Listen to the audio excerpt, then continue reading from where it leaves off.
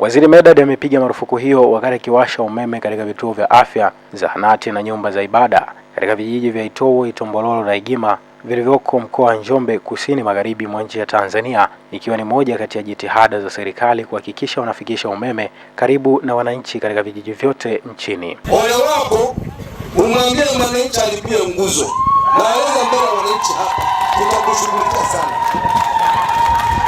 Itombololo wewe wananchi hamlipii nguzo. Ninyi mna kazi mbili tu. Kazi ya kwanza, fanya wiring kwenye nyumba yako. Ya kwanza hiyo. Kazi ya pili, kulipa 27,000. Nenda kulala na kulala.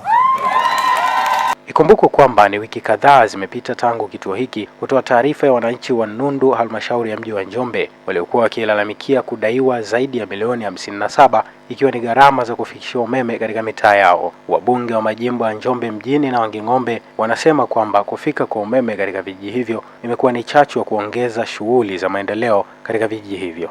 Tunapata nafasi ya kufanya maendeleo zaidi.